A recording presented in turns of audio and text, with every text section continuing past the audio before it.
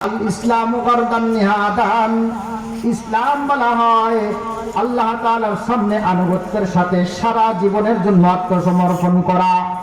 আমার এই মুহূর্তে মন চাইতেছে ওইটা, কিন্তু শরীয়ত বলতেছে এটা করা যাবে না। সুতরাং আমি ওই সময় ওই কাজ থেকে ফিরে আসার নাম ইসলাম। আমার এই মুহূর্তে মনে চায় আমি সুদের সাথে জড়িত হব, আমি অনেকগুলি টাকা কামাই করব, কিন্তু ইসলাম বলতেছে এটা করা যাবে না। সুতরাং আমি ইসলামের কথা শুনি না, যদি সুদ ছাড়ি এটার নাম হলো মুসলমান।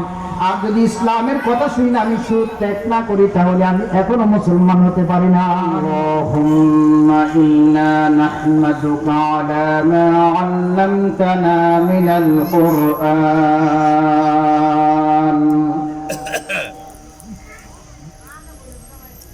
وعلمتنا من البيان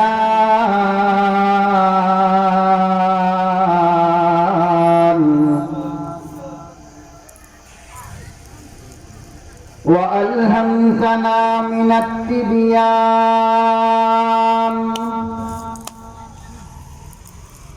كما نحمدك على ما أسبغت من العطاء وأسبلت من الغطاء ونعوذ بك من شلة اللكن وفضول الهدر كما نعوذ بك من معرة اللكن وفضول الحصر ونشهد أن لا إله إلا الله وحده لا شريك له ونشهد أن سيدنا وسندنا وحبيبنا ومولانا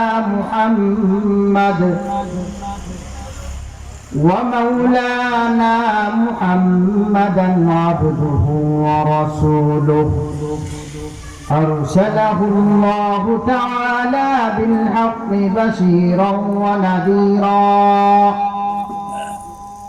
وداعيا إلى الله بإذنه وسراجا منيرا.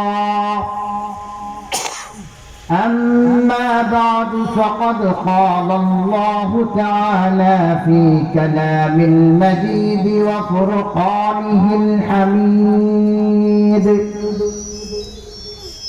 أعوذ بالله من الشيطان الرجيم. بسم الله الرحمن الرحيم. يا معشر الجن والإنس إن استطعتم أن تنفذوا من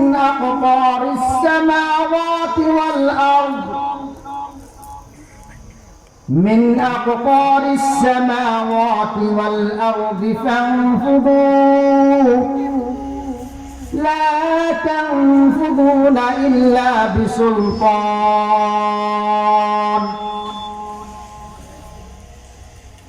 قال النبي صلى الله عليه وسلم عن أبي هريرة رضي الله تعالى عنه قال: قال النبي صلى الله عليه وسلم: إذا اتخذ الفيء دولا والأمانة مغنما والزكاة مغرما وتعلم بغير الدين وأطاع الرجل امرأته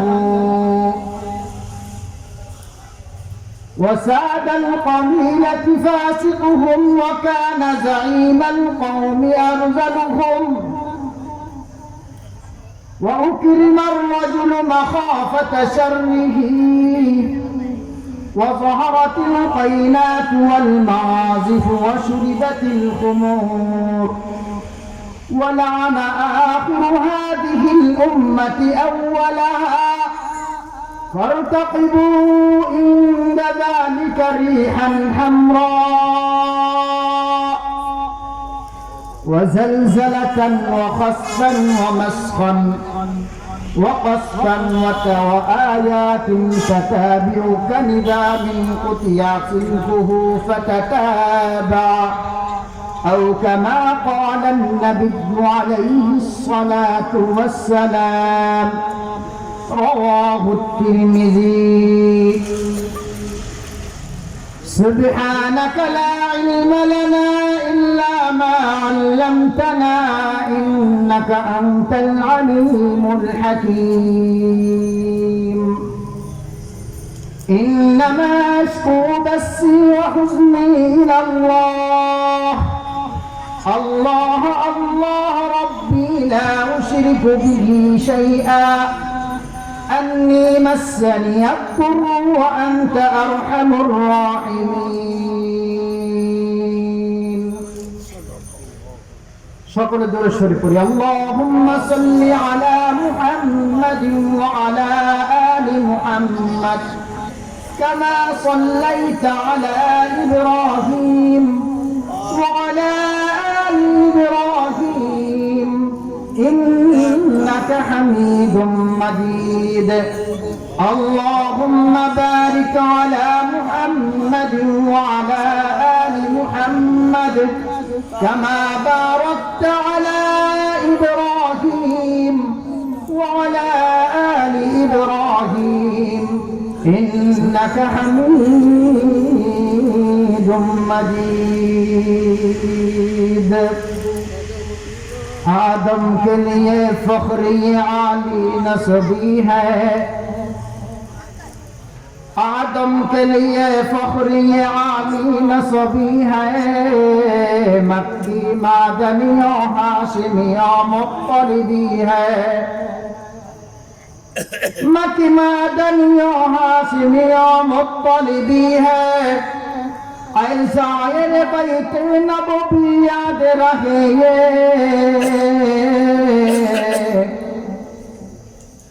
ऐसायर बैत नबवी याद रहे ये बेकायदा यहाँ जंबिश लब्बे अदबी है बेकायदा यहाँ जंबिश लब्बे अदबी है आहिस्ता कदम नीचे नगा फुस्त सदा हो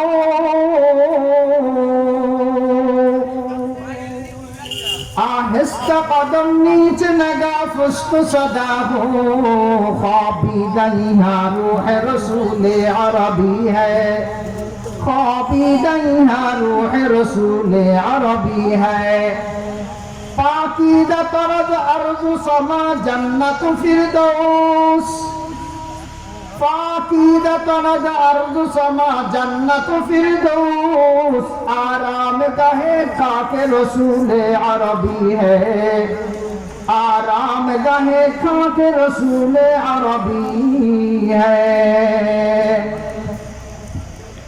জাতীয় সেই বক্তাগণের নাই যে শুভ চিন্তাধারা জাতীয় সেই বক্তাগণের নাই যে শুভ চিন্তাধারা জ্বালাময়ী বক্তৃতা নেই প্রাণটি তাদের শক্তিহারা জ্বালাময়ী বক্তৃতা নেই প্রাণটি তাদের শক্তিহারা আজান দেওয়ার কথা আছে নাই বেলালি প্রাণের সারা আজান দেওয়ার কথা আছে নাই বেলালি প্রাণের সারা ফলসফা আর থাকলে কি হয় গজ্জালির ওই শিক্ষা ছাড়া ফলসফা আর থাকলে কি হয় গজ্জালির ওই শিক্ষা ছাড়া আয় মসজিদ গুলি কাছে বসে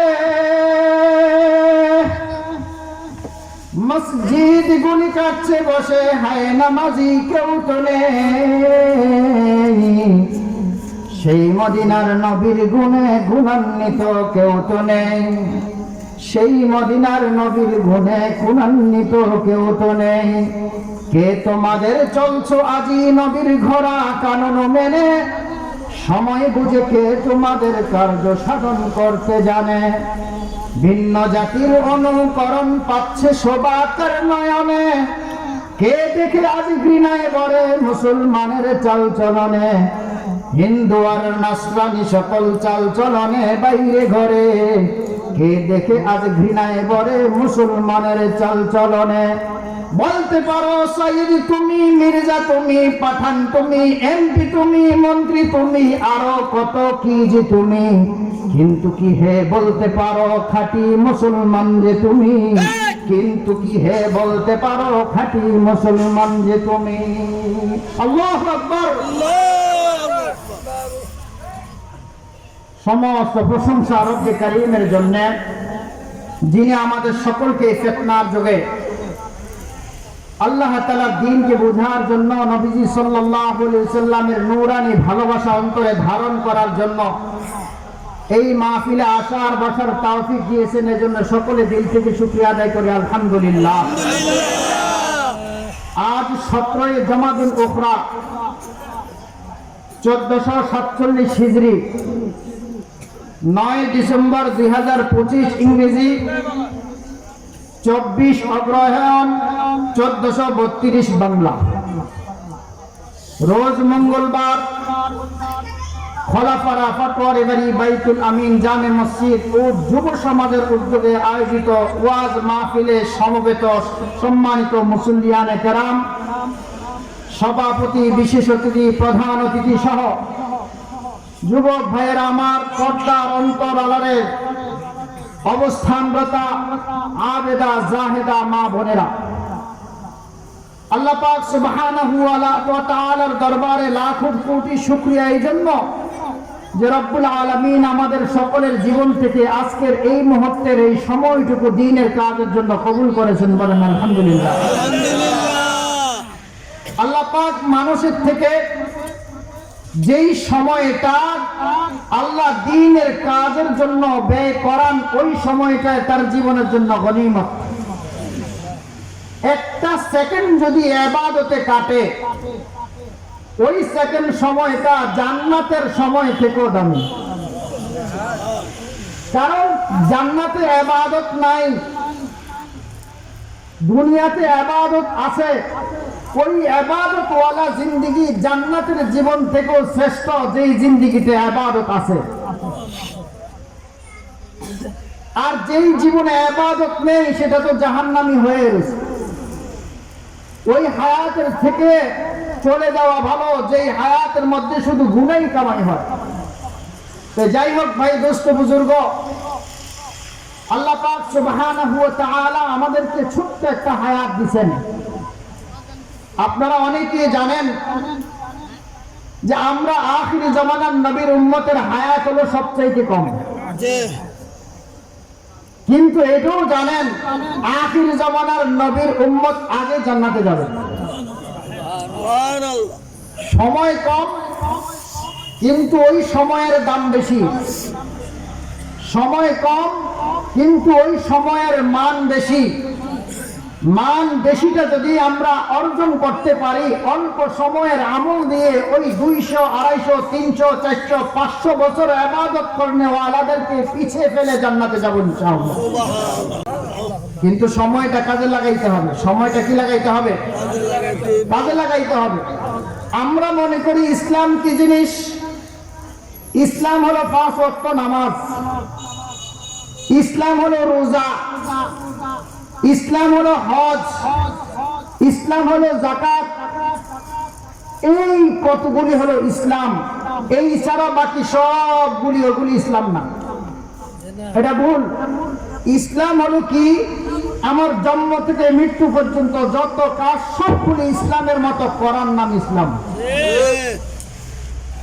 কি বলেন? আমার জীবনের ভিতরে ব্যবসা আছে না নাই? ব্যবসা ইসলাম মতো হলে তো আমার জীবনটা ইসলাম মতো হলো। শরীয়ত মতো যদি ব্যবসা করি তাহলে আমার জীবনটা ইবাদতে কাটাইলাম, আমার ব্যবসাটাও ইবাদতে পরিণত হলো। শুধু এটাই নয়, যদি আল্লাহ তাআলার হাবিব মুহাম্মদ আরবি সাল্লাল্লাহু আলাইহি ওয়াসাল্লামের সুন্নত তরিকায় বাথরুমে ঢুকলো, আবার সুন্নত তরিকায় বাথরুম থেকে বের হলো, ওখানে যেই সময়টা অবস্থান করছে 2 মিনিট, 3 মিনিট, 5 মিনিট, যার যেই পরিমাণ সময় লাগে, ওই সময়টাও তার ইবাদতের ভিতরে গণ্য হলো। তাহলে প্রত্যেকটা কাজ কার মন মতো হওয়া উচিত? কোরআন হাদিসের মন মতো, আল্লাহ তাআলার মন মতো হওয়া উচিত। কার মন মতো হওয়া উচিত? আল্লাহ তাআলার মন মতো হওয়া উচিত। ভাই দোস্ত বুজুর্গ, আমরা আজকে শরীয়ত বানায় নিছি। এটা আমার যখন মন চায় মসজিদে যাব, আবার যখন আমার মনে না চায় মসজিদে যাব না। আমার যখন মন চায় আল্লাহর হুকুমটা মানব, আমার যখন আবার মন চাইবেন আল্লাহ তাআলার হুকুমকে আমি মানব না। ও ভাই দোস্ত বুজুর্গ, এটা ইসলাম নয়, এটা শরীয়ত নয়, এটা আল্লাহর হুকুম নয়। আল্লাহর হুকুম হইল আমার মনে চাইলেও আমি মানি, মনে না চাইলেও মানি। আল্লাহ তাআলার হুকুমের সামনে আমি সব সময় আত্মসমর্পণ করলাম। আল ইসলামু গারদান নিহাদান, ইসলাম বলা হয় আল্লাহ তাআলার সামনে আনুগত্যের সাথে সারা জীবনের জন্য আত্মসমর্পণ করা। আমার এই মুহূর্তে মন চাইতেছে ওইটা, কিন্তু শরীয়ত বলতেছে এটা করা যাবে না। সুতরাং আমি ওই সময় ওই কাজ থেকে ফিরে আসার নাম ইসলাম। আমার এই মুহূর্তে মনে চায় আমি সুদের সাথে জড়িত হব, আমি অনেকগুলি টাকা কামাই করব, কিন্তু ইসলাম বলতেছে এটা করা যাবে না। সুতরাং আমি ইসলামের কথা শুনি না যদি সুদ ছাড়ি, এটার নাম হলো মুসলমান। আর যদি ইসলামের কথা শুনি না আমি সুদ ত্যাগ না করি, তাহলে আমি এখনো মুসলমান হতে পারি না। আমি আপনাদেরকে একটা পরীক্ষা করব, পরে আমি আমার মূল আলোচনায় যাব। পরীক্ষাটা দেখেন, আমরা সবাই এখানে যারা আছি, বলেন তো দেখি, আমরা গরুর গোশত খাই কি খাই না? খাই। মুরগির গোশত খাই কি খাই না? কেন খাই? আল্লাহ তাআলা হালাল করছেন এই জন্য খাই। কথাটা তো সবাই একমত? একমত? একটু পরে ইনশাআল্লাহ দেখা যাবে। আমরা এখানে যারা আছি মাইন্ড করেন না, আমরা কেউ তো কুত্তার গোশত খাই না। খাই? শুয়োরের গোশত খাই? কেন খাই না? আল্লাহ তাআলা হারাম করছে এই জন্য খাই না। এই কথাটার মধ্যে আপনারা সবাই একমত? আল্লাহ তাআলা হারাম করছে এই জন্য শুয়োর খাই না, আল্লাহ তাআলা হারাম করছে এই জন্য কুকুরও খাই না, আল্লাহ তাআলা হালাল করছে এই জন্য গরু খাই, আবার আল্লাহ তাআলা হালাল করছে এই জন্য মুরগি খাসিও খাই। এই কথার মধ্যে যদি একমত হয়, তাহলে আমি আপনাদেরকে বলবো যে এই লোকটাকে জিজ্ঞেস করেন, তুমি যদি শুয়োরের গোশত খাইবানি? কয় না, খাইতাম না। গরুর গোশত খাইবানি? তখন বলবে আমি খামু। ওই লোকটাই দেখেন সুদে টাকা লাগায়। কি বলেন? একটু আগে না আমরা সবাই একমত হয়েছি যে আমরা আল্লাহ তাআলার হুকুম মাইনা গরুর গোশত খাই, আল্লাহ তাআলার হুকুম মাইনা শুয়োরের গোশত খাই না। একমত না? যে আল্লাহ শুয়োরের গোশত হারাম করছে ভাইসা, ওই আল্লাহ তো সুদও হারাম করছে। তুমি যদি আল্লাহর কথায় কুত্তার গোশত ছাড়তা, আল্লাহর কথা সুদটা ছাড়ো না কেন? কথাটা বুঝছেননি?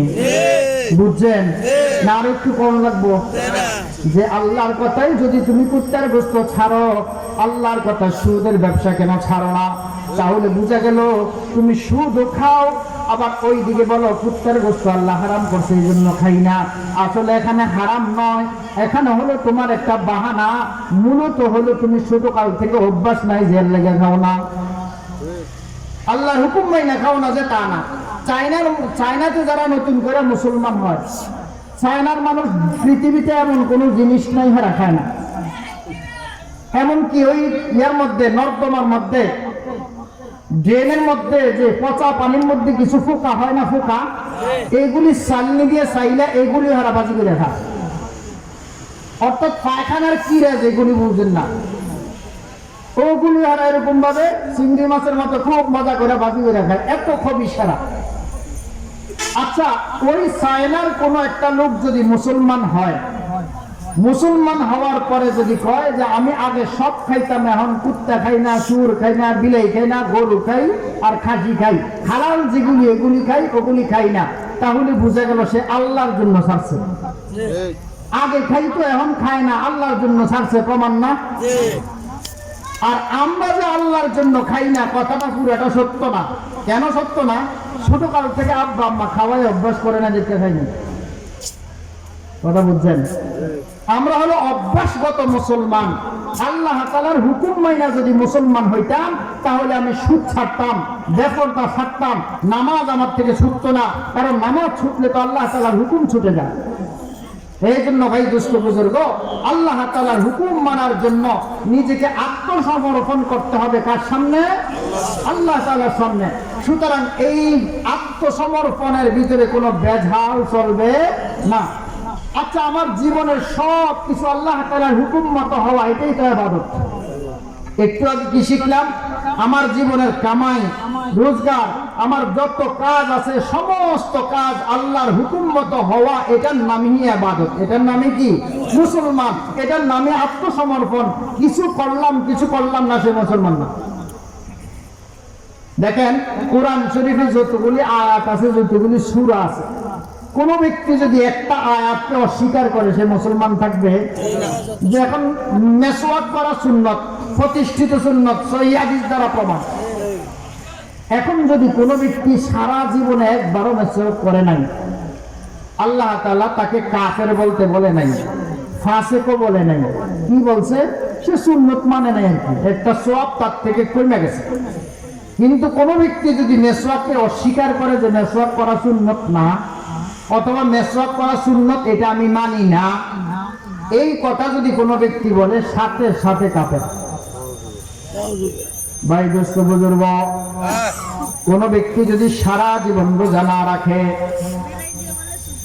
এমনি যদি মারা যায়, রোজা না রাখার অপরাধে তার শাস্তি হবে, কথা ঠিক। কিন্তু কোন ব্যক্তি যদি রোজাকে অস্বীকার করে, সে বেঈমান হয়ে মারা যাবে। যদি রোজাকে অস্বীকার করে তাহলে কি হয়ে মারা যাবে? বেঈমান হয়ে মারা যাবে। এই জন্য ভাই দুস্থ বুজুর্গ, আমাদের জীবনে কিছু কাম করতে হবে, কিছু কাম ছাড়তে হবে। সারার নাম ইবাদত, কিছু কাম করার নাম ইবাদত। গোশ ছাড়ার নাম ইবাদত, সুদ ছাড়ার নাম ইবাদত, হারাম ছাড়ার নাম ইবাদত, নামাজ ধরার নাম ইবাদত, রোজা ধরার নাম ইবাদত, সত্য ধরার নাম ইবাদত, মিথ্যা ছাড়ার নাম ইবাদত। কিছু কাম ছাড়বো, কিছু কাম ধরবো, কারণ আল্লাহ যেটা বলছেন সেটাকে আমি মানবো, আল্লাহ যেটা নিষেধ করেছেন সেটা আমি ছাড়বো। এটার নাম হলো মুসলমান। আল ইসলামু গারদান নিহাদান বাতাআত। ইসলাম বলা হয় আত্মসমর্পণ করা আল্লাহ তাআলার প্রত্যেকটা হুকুমের সামনে। আমার মন মতো হইলে পরে মানবো, আমার মন মতো যদি না হয় তাহলে মানতাম না। কথাটা বুঝছেন? আমাদের এই কোরআন আল্লাহ তাআলা নাজিল করছেন সব কিছুর জন্য, পুরা জীবনের সব কিছুর মধ্যে কোরআন থাকতে হবে। তাহলে আমাদের সব জায়গায় কোরআন আসেনি? আমাদের শুধু মসজিদে কোরআন আছে, মাদ্রাসায় কোরআন শরীফ আছে, আমাদের দোকানপাটের মধ্যে কোরআনের কোনো বিধান নাই। ওই দিন এক ধান ব্যাপারী ধান কিনে, এলাকার ধান কিনে, প্রতি বস্তায় 1 থেকে 1.5 কেজি হাতে রেখে লেখে, অর্থাৎ এই বস্তা হয়েছে 52 কেজি, লিখবো 50 কেজি। তো আমি জিজ্ঞেস করলাম এটা কেন? এটাই নিয়ম। নিয়মটা কে বানাইছে? শয়তান বানাইছে। এই নিয়ম কে বানাইছে? শয়তান বানাইছে এই নিয়ম। 2 কেজি ধান, 1 কেজি ধান, প্রতি কেজিতে এরকম ভাবে সে কম কম লিখতেছে। সে মনে করতেছে লাভ, আসলে আল্লাহ তাআলার গজব। আল্লাহ তাআলার কি গজব? সে মনে করতেছে আমি অনেক বড় লাভবান হয়েছি, কিন্তু হ্যাঁ বলতে পারবে না সে যে জাহান্নামের দিকে যাবে। নিজে বানায় নিলে তো হবে না, আল্লাহ তাআলার বিধান মতো কোরআন এই ব্যবসার ভিতরে আনতে হবে। আল্লাহ তাআলার বিধান মতো সঠিক মাপ ওজন দিতে হবে। এবার আসেন, আমার পারিবারিক জীবনের পর্দার ভিতরে কোনো কোরআন আছে কিনা? এখানেও তো কোরআন নাই। পর্দা যারাই করে এরপরও দেখা যায় আল্লাহ তাআলার হুকুম মতো পর্দা করে না। পর্দার উদ্দেশ্য হলো পৃথিবীতে 14 জন পুরুষ ছাড়া কোনো পুরুষের সামনে যাবে না, কিন্তু চতুর্দিকে চাপ দেওয়াল আছে, খুব সুন্দর বেড়া আছে। এরকম ভাবে আপনজন, ফুয়াতো ভাই, মামাতো ভাই, আত্মীয় স্বজন যারা আছে সবার লোকে দেখাচ্ছে, দেখা যায়। এটার নাম পর্দা না? এটার নাম কি না? পর্দা না। পর্দা তো আল্লাহ তাআলা যাদের সাথে দেখা দেওয়ার কথা অনুমতি দিয়েছেন এদের সাথে দেখা দেবে, যাদের সাথে অনুমতি দেন নাই তাদের থেকে দূরে থাকবে। এটার নাম পর্দা। এটা আল্লাহর হুকুমের পর্দা। আর ওইটা হলো নিজেদের মন গড়া বানানো পর্দা।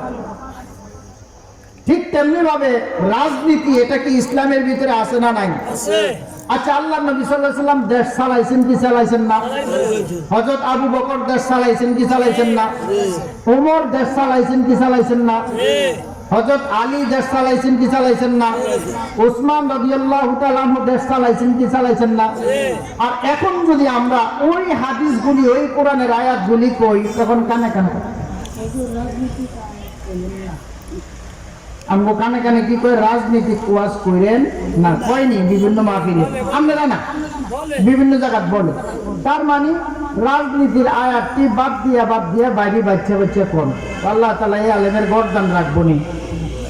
যে আলেম সত্য কথা বলে না, কিয়ামতের ময়দানে আগুনের কেচি দিয়া তার জিহ্বা কেটে দিবেন।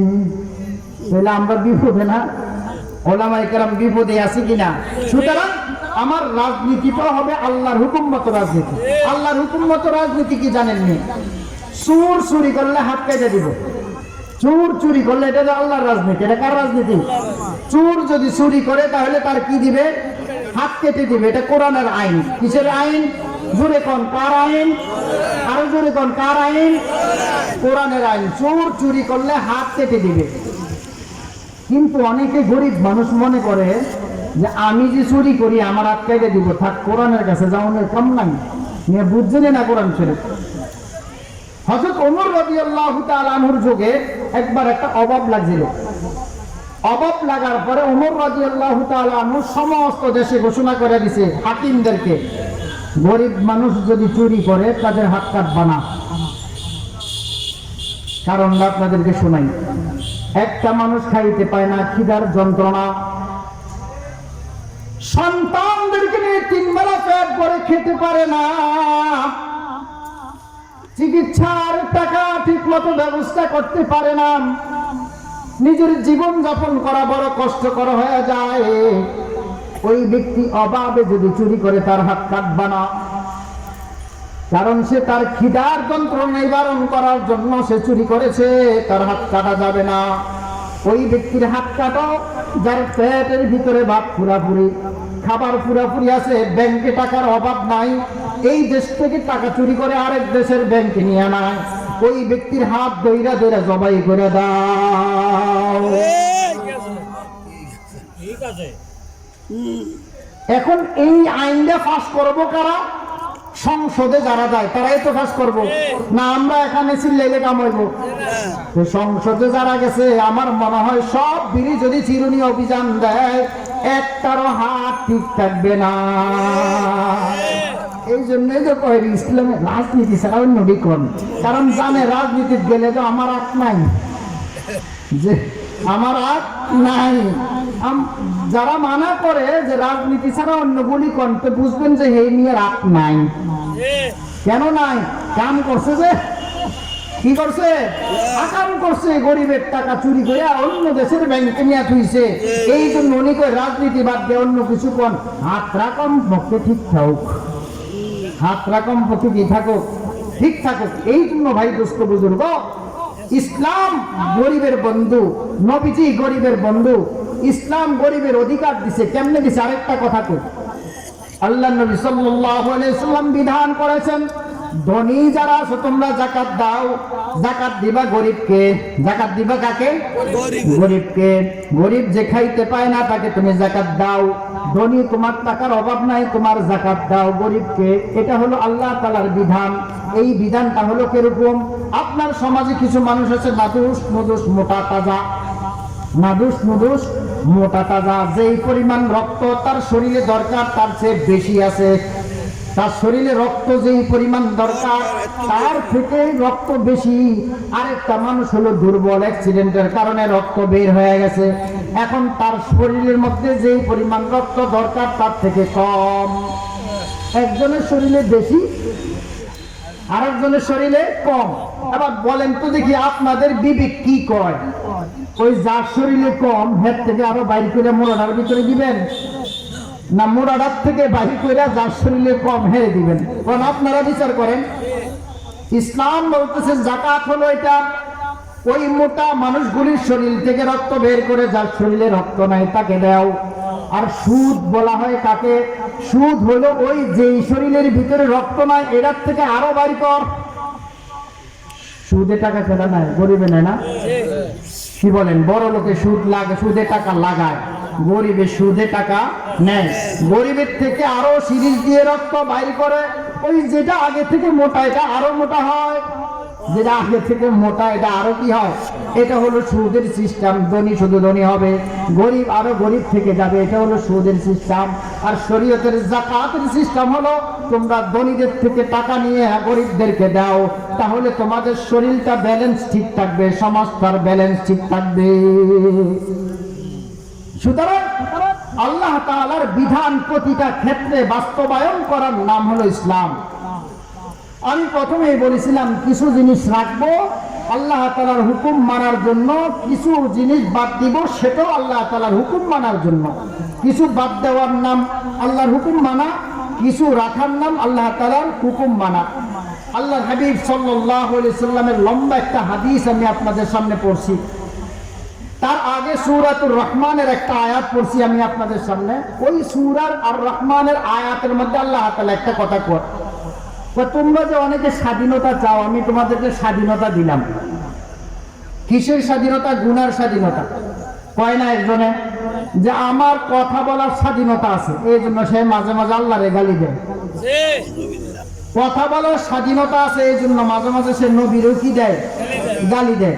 কয়দিন আগে বাউল নামের এক ফাউলের আল্লাহ তাআলার সাথে খারাপ কথা বলছে না, আল্লাহর শানে খারাপ কথা বলছে, এ সরাসরি কাফের। সরাসরি কি না কি সন্দেহ করার কোনো সুযোগই নেই, সরাসরি কাফের। বাউল এটা কোনো মুসলিম ধর্মের নাম না, এটা আলাদা একটা ধর্ম। এদের ধর্মের ইবাদত হলো জিনা করা। বাউল ধর্মের ইবাদত কি? জিনা করা। আপনারা ওদের বই পুস্তক খুঁজেন, দেখেন ওদের হিস্টোরি ওলামায়ে কেরাম থেকে জেনে নেবেন। তো ওদের ইবাদত, ওদের সিস্টেমটাই হলো খারাপ দিক। ওরা মনে করে জিনার মাধ্যমে যখন তাদের এই মিলন হয় তখন ভগবান তাদের সামনে আসে।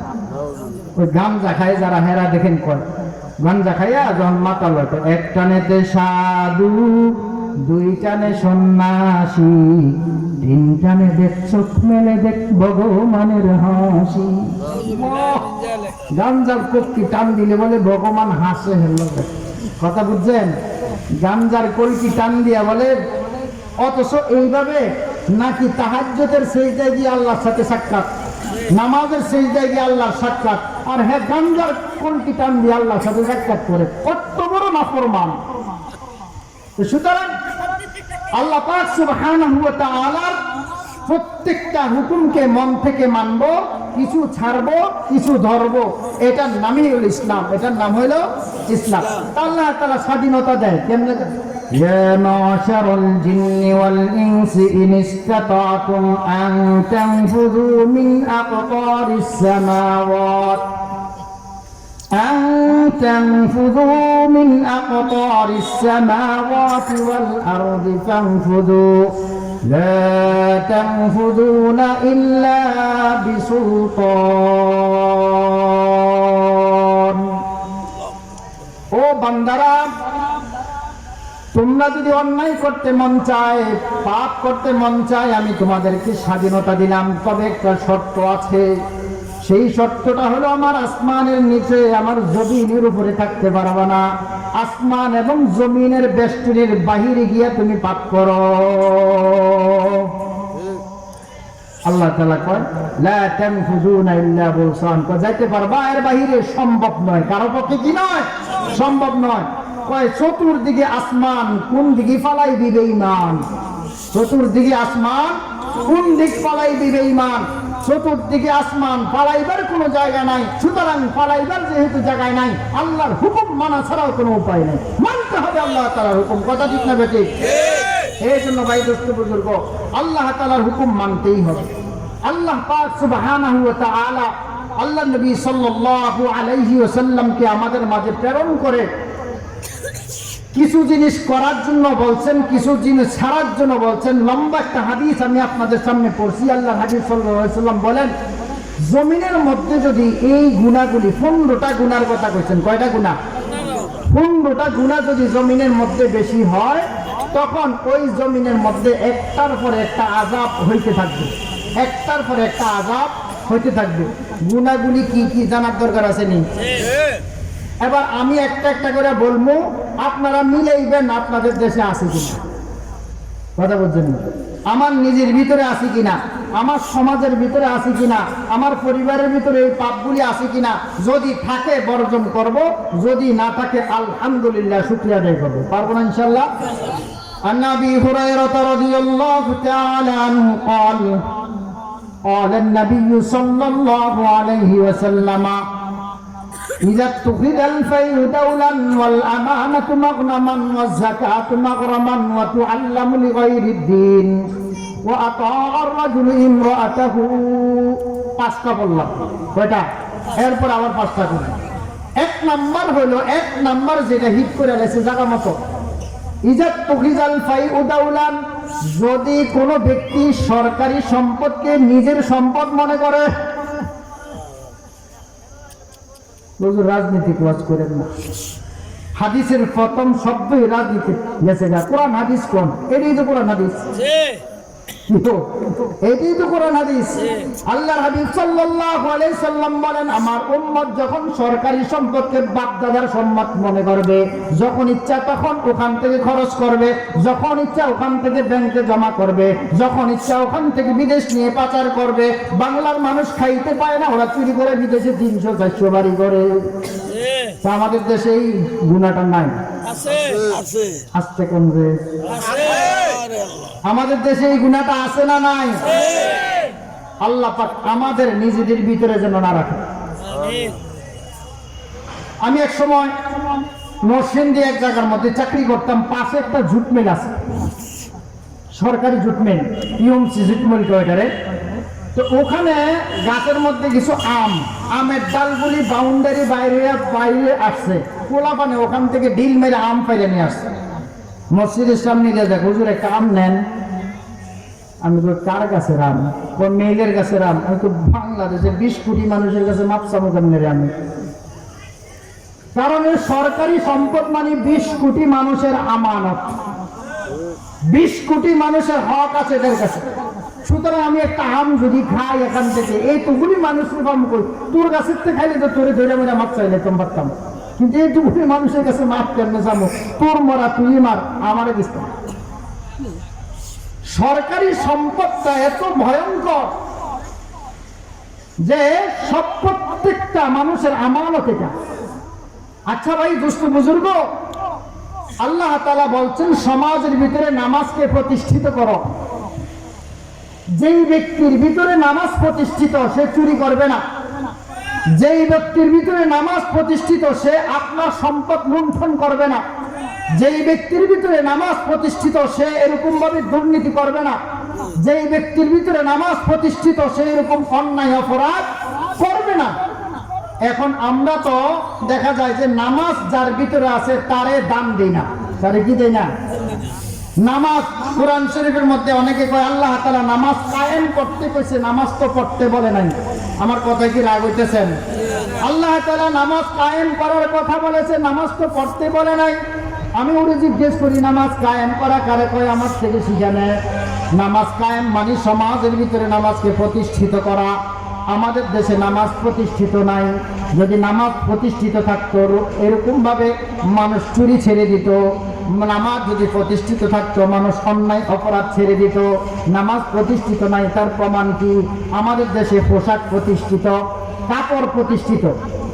মানে কোন ব্যক্তি যদি কাপড় ছাড়া লুঙ্গি পায়জামা কোনো কিছু করলো না, ল্যাংটাকে ডাইরেক্ট ধরেন উলঙ্গ, ওই ব্যক্তির সমাজে কেউ দাম দিব?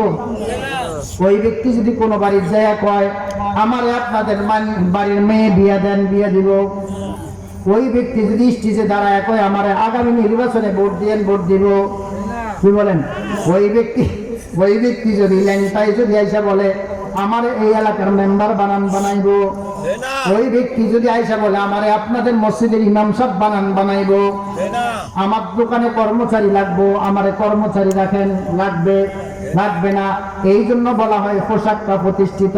পোশাক নাই যার, সমাজে স্থান নাই তার। পোশাক নাই, যার সমাজে স্থান নাই তার, তাহলে বোঝা গেল বাংলার জমিনে পোশাকটা প্রতিষ্ঠিত। আল্লাহ বলতেছে নামাজ তার এমনি প্রতিষ্ঠিত কর, যার নামাজ নাই তার কাছে মাইয়া বিয়া দিস না, যার নামাজ নাই তারে ভোট দিস না, যার নামাজ নাই তাকে নেতা বানাস না, যার নামাজ নাই তার এরকম ভাবে তোকে সম্মান দিবি না, যার নামাজ নাই তাকে সমাজ থেকে বের করে দিবি। এটা হলো নামাজ প্রতিষ্ঠিত, এটা হলো নামাজ কি? আর নামাজ পড়ে না, অমুক ভাইয়ের চরিত্র ফুলের মতো পবিত্র, নামাজ পড়ে না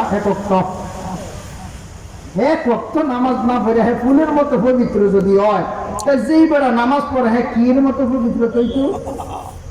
এই জন্য ভাই দোস্ত বুজুর্গ বুঝতে হবে, ইজাত তফিজাল ফাই উদাউলান, সরকারি সম্পদকে যদি ব্যক্তিগত সম্পদ মনে করে তাহলে দেশের মধ্যে আযাব আসবে। কি আযাব আসবে সামনে আল্লাহ নবী বলতেছেন, আমি বলবো। দ্বিতীয় নাম্বার, ওয়াল আমানাতু মাগনামান, কোন ব্যক্তি আপনার নিকট কিছু আমানত রাখছে, 1 লক্ষ টাকার একটা বান্ডেল আইনা দিল, ভাই আপনার কাছে রাখলাম, আমার পরে এটা নিরাপদ নয়, হারায় যাইতে পারে, আপনি এটা আমানত রাখবেন।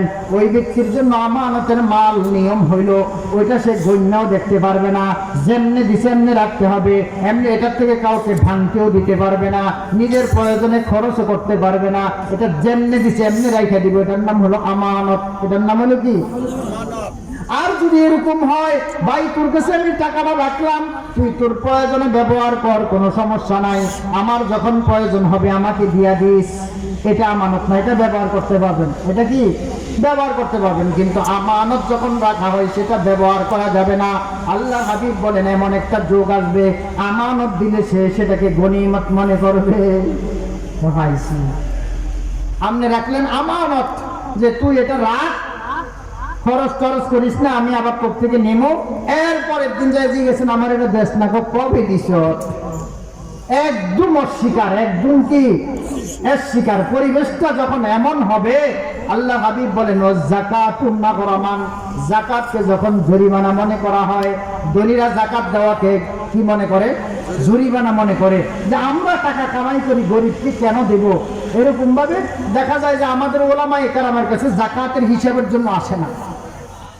কারণ যাকাতের হিসাব যদি সঠিকভাবে দেয়, আমি এখন চ্যালেঞ্জ দিতে পারবো, সারা বাংলাদেশের সবগুলি ধনী যদি ঠিক মতো 1 বছর যাকাত দেয়, পরের বছর বাংলাদেশের যাকাত নেওয়ানোর লোক পাওয়া যাবে। কিন্তু সুরের ঘরে সুররা দেয় না। দেয় সবচেয়ে বড় সুর হলো যে গরিবের হক মারে। ধনী ব্যক্তির পকেটে গরিবের টাকা আমানত আছে, যাকাতের টাকাটা সে যে দিল না, সে কি বালা না সুর? সুতরাং গরিবের হক মেরে জান্নাতে যাওয়া এত সহজ নয়। তারা করে কি জানেননি? অনেক চালাক। এদের মনে করেন হিসাব নিকাশ করলে দেখা যাবে 10 লক্ষ টাকা তার যাকাত আইছে, সে করে কি 50,000 টাকার লুঙ্গি গামছা শাড়ি কিনে, যে ঈদের দিন ফিন্দার পরে পরের দিন আর ফিন্দনের বাউ খান, সস্তা দামের কিছু কাপড় কিনা বাস এলাকার মধ্যে ছড়ায়, অমুকে যাকাত ফরমাইতেছেন, অমুকে কি দিতেছেন? যাকাত দিতেছেন। অথচ তার উপরে যাকাত খরচ হয়েছে 10 লক্ষ টাকা, সে দিতেছে মাত্র 50,000 টাকার লুঙ্গি গামছা শাড়ি, এগুলি এও কম দামি একদম নিষ্ঠাবানের জিনিসগুলি দিচ্ছে, আর আপলোড দিতেছে ফেসবুকে ইউটিউবে, অমুকে যাকাত ফরমাইছেন। সুতরাং এই যাকাতকে যখন জরিমানা মনে করবে, তখন আযাবের অপেক্ষা রাখো। আল্লাহ হাবিব সাল্লাল্লাহু আলাইহি সাল্লাম বলেন, ওয়া তুআল্লামু লিগাইরিদ দ্বীন, 4 নম্বর হলো মানুষ যা শিখবে আল্লাহর রাজি খুশি করার জন্য শিখবে না। যা শিখবে সব শিখার মূল উদ্দেশ্য থাকবে দুনিয়া কামাই করা। তুমি কেন স্কুলে পড়ো? তো আমি বড় শিক্ষিত হব। তুমি কেন ডাক্তার হও? আমি অনেক বড় ডাক্তার হয়ে টাকা কামাই করব। তুমি কেন ইঞ্জিনিয়ার হও? আমি ইঞ্জিনিয়ার হয়ে টাকা কামাই করব। সমস্ত পিছনের একটাই উদ্দেশ্য থাকে, টাকা কামাই করবে। আল্লাহর হাবিব বলেন, যদি মানুষের শিক্ষাটাই দুনিয়া কেন্দ্রিক হয়, আল্লাহকে পাওয়ার জন্য যদি না হয়, এখন প্রশ্ন করতে পারেন ইঞ্জিনিয়ার আবার আল্লাহকে পাওয়ার নিয়ত কি করবে? আমি ইঞ্জিনিয়ার হব, আমি বড় ডাক্তার হব, মানুষের সেবা করব, আল্লাহর সন্তুষ্ট অর্জন করব। নিয়ত ঘুরান যায় কি ঘুরান না? কি বলেন? নিয়ত ঘুরান যায় কি যায় না? আমি ইংরেজি পড়বো, আমি ভালো ইংলিশ করে যারা নাকি ইংলিশ দেশের বসবাস করে ইংরেজি ভাষায় বাসি, আমি তাদের নিকট ইসলামের দাওয়াত দিব। নিয়ত ঘুরান যায় কি ঘুরান যায় না?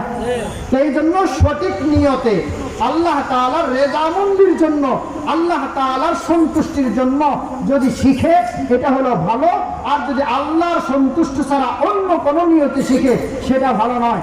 এমনকি কোনো ব্যক্তি যদি আলেমও হয়, হাফিজও হয়, কারিও হয়, দ্বীনও শিখে, এর মধ্যে তার যদি আল্লাহর সন্তুষ্ট নিয়ত না থাকে, এটার কারণে সে জাহান্নামে যাবে। একজন আলেমের কত দাম জানেন? একজন আলেমের দাম আল্লাহ হাবিব সাল্লাল্লাহু আলাইহি সাল্লাম বলেন, মান ফিস সামাওয়াতি ওয়াল আরদ, আসমানে যারা আছেন, জমিনে যারা আছেন, সমুদ্রের নিচে যেই মাছ আছে, গর্তের ভিতরে যেই পিপিলিকা আছে, আসমানের সকল ফেরেশতারা, বনের জঙ্গলের সমস্ত প্রাণীরা একজন আলেমের জন্য দোয়া করতে থাকে। সুতরাং এখন যদি আলেম যদি শিক্ষা গ্রহণ করে আল্লাহর জন্য, তখন না সেই সওয়াব পাবে। যদি আল্লাহর জন্য শিক্ষা গ্রহণ না করে তাহলে তো এই সওয়াব পাবে না। তাহলে শিখতে হবে কার জন্য? আল্লাহর জন্য। শিখতে হবে কার জন্য? আপনি হাফেজ হইতেছেন, যদি মনে করেন মানুষ আমাকে হাফেজে কোরআন বলবে, আপনি আলেম হইতেছেন যদি মনে করেন মানুষ আমাকে আলেম বলবে, আপনি বড় বক্তা হইতেছেন যদি মনে করেন মানুষ আমাকে বক্তা বলবে, আল্লাহ তাআলা বলেন তোমার এই ইলমের কারণে তুমি জাহান্নামে যাইবা, তোমার এই হিফজ করার কারণে তুমি জাহান্নামে যাইবা, তোমার এই বক্তব্যের কারণে তুমি জাহান্নামে যাইবা। এমন যদি তুমি শহীদ হও, আর শাহাদাতের তামান্না যদি তোমার এই জন্য হয় যে আমি শহীদ হইতেছি, মানুষ আমাকে বড় বীর বাহাদুর বলবে, তারপরেও তুমি জাহান্নামে যাইবা। তুমি যদি ধনী হও আর দান করো, মানুষ তোমাকে দানবীর বলবে, এরপরও তুমি ওই দানের কারণে জাহান্নামে যাইবা। তাহলে সবকিছুর উদ্দেশ্য হবে কি? আল্লাহর সন্তুষ্টি। ওয়াতু আল্লামু লিগাইরিদ্দিন, মানুষ যত শিক্ষায় শিক্ষিত হবে দুনিয়ামুখী শিক্ষা হবে। আল্লাহমুখী শিক্ষা বাদ দিয়া দুনিয়ামুখী শিক্ষা যখন অর্জন করবে তখন আযাবের অপেক্ষা থাকো।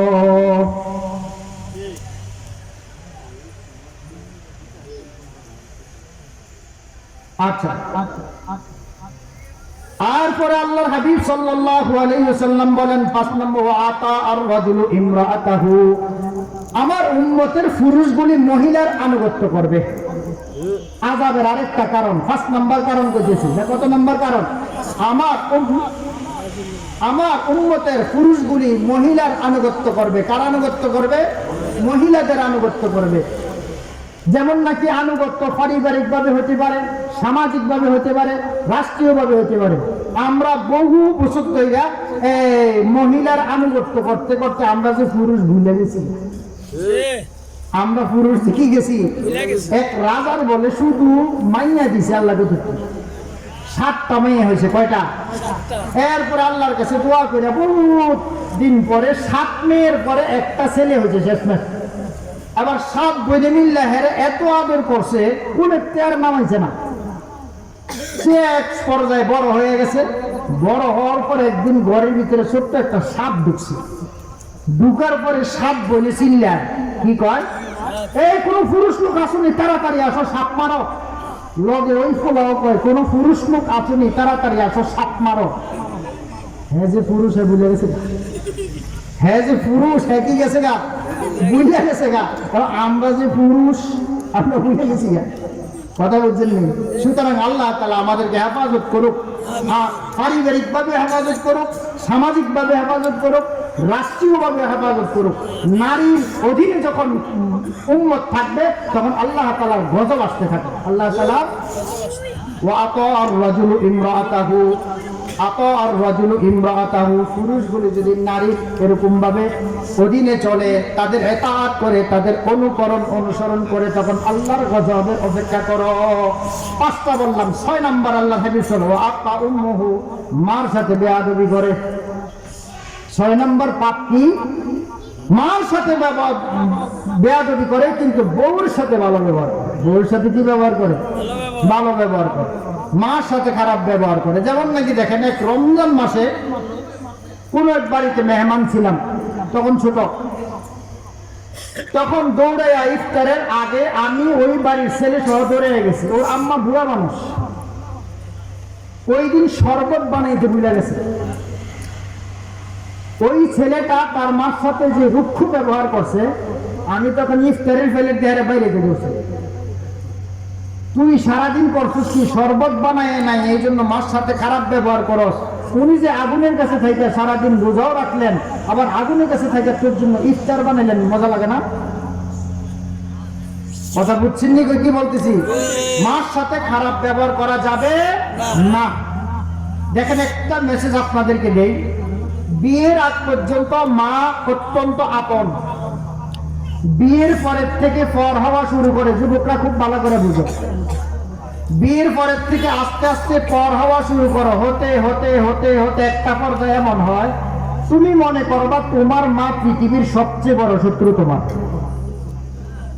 এরকম একটা অবস্থা দাঁড়ায়, পারিবারিক অবস্থা এরকম একটা অবস্থা দাঁড়াবে। আল্লাহ তাআলা বলেন এর পরেও যদি জান্নাতে যেতে হয়, এই মহিলার পায়ের নিচে তোর জান্নাত বুঝে রাখ যাবি কিনা। তোমার কাছে যদি শত্রু মনে হয়, তোমার কাছে যদি সবচেয়ে বোঝা মনে হয়, তোমার কাছে যদি এমন মনে হয় তোমার মা পৃথিবীর সবচেয়ে বড় নিকৃষ্ট মানুষ, তোমার বাবা পৃথিবীর সবচেয়ে খারাপ মানুষ, এরপরে যুবক মনে রাখো এই বাবা হলো তোমার জান্নাতের দরজা, এই মা হলো তোমার জান্নাত।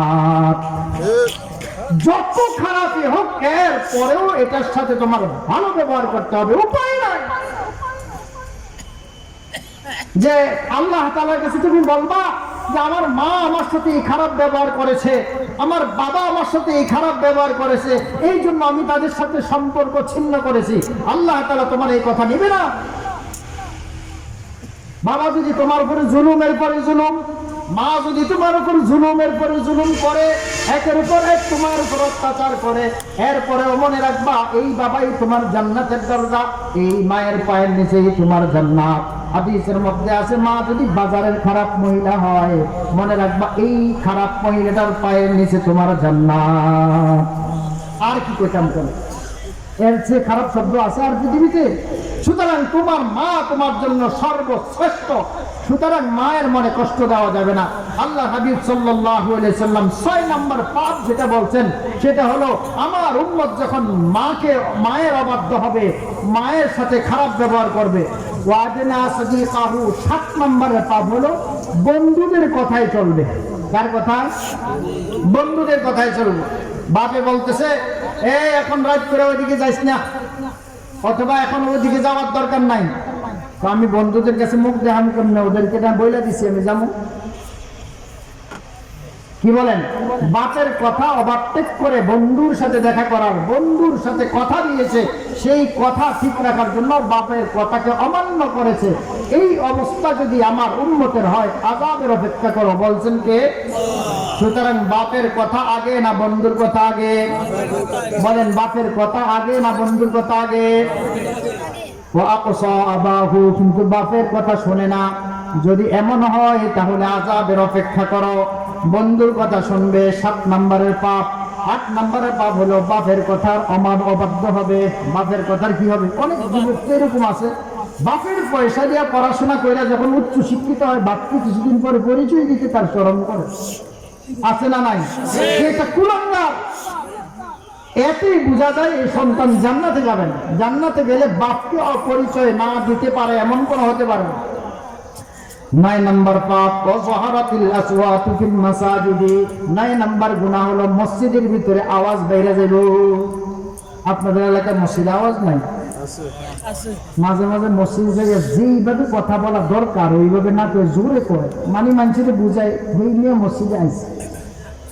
কথা বুঝছেন নি? উনি মসজিদে আসছে, উনি নামাজ পড়াইতে আইছে, কি করতে আইছে, অথচ মসজিদে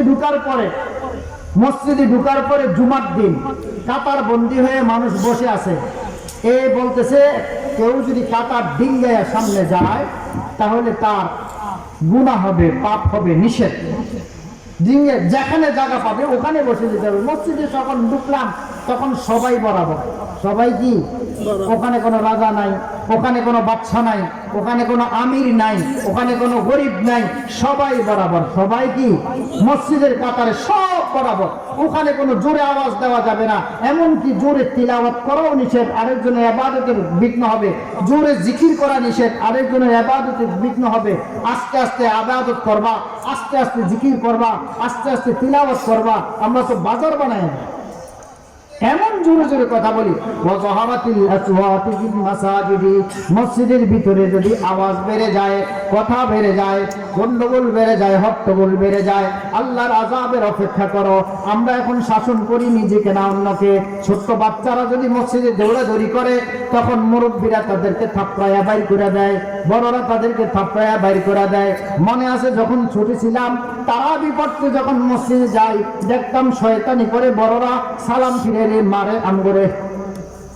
এই ঘটনা শিকার হয়েছেন নি আমরা জানি না।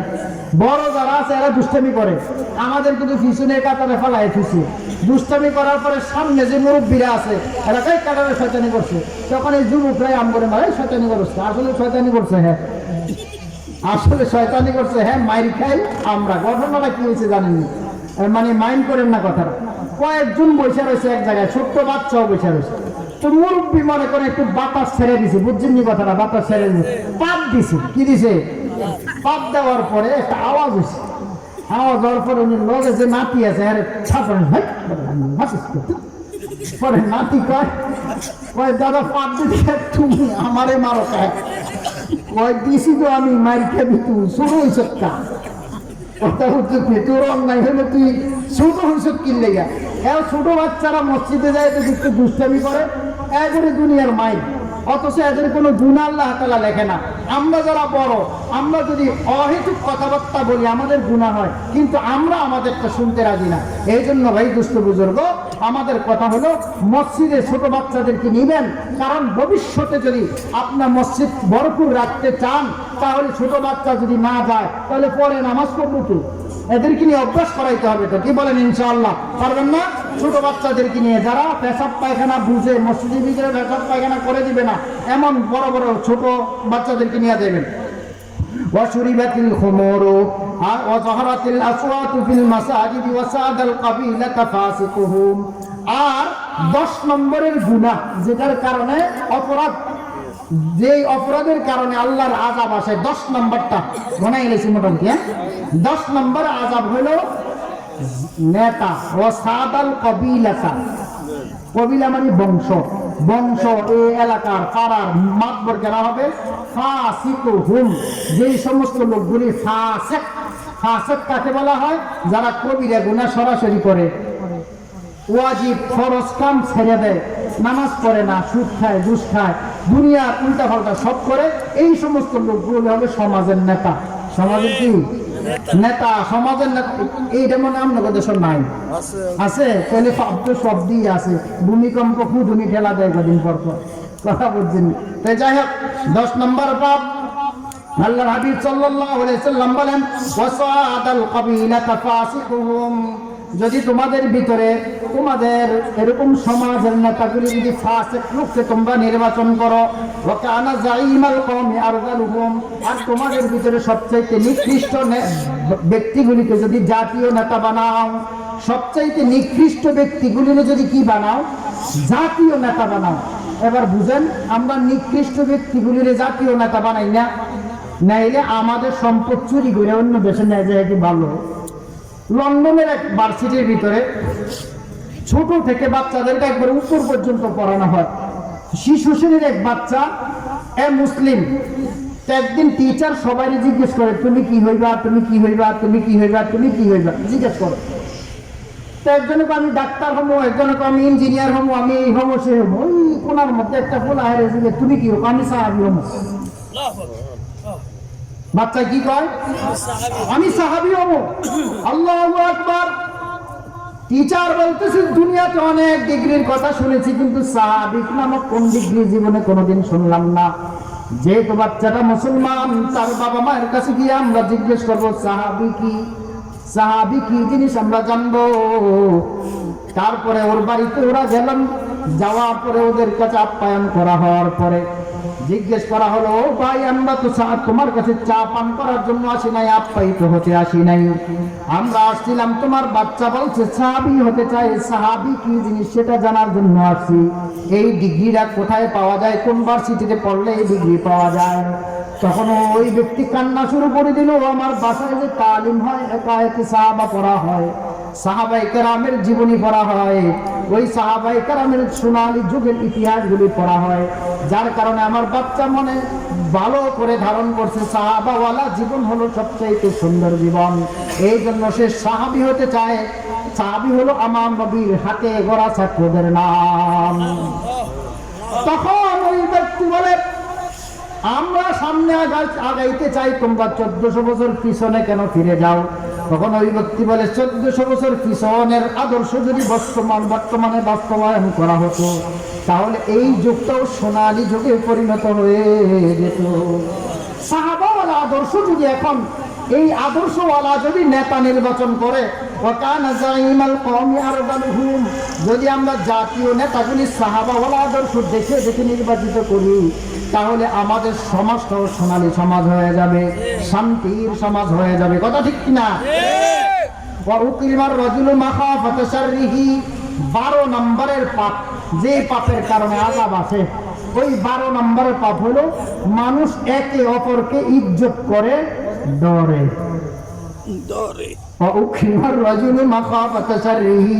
হেরে যদি সালাম না দেই, খবর লয় নেব, আসসালামু আলাইকুম, বড় ভাই ভালো আছেন, মনে মনে একটা সুযোগ যদি হয়তো একটা ঘুরে সামনে দেখলে কি কর, আসসালামু আলাইকুম, কিন্তু মনে মনে কি কয়, সুযোগ পাইলে করে করে দিলাম।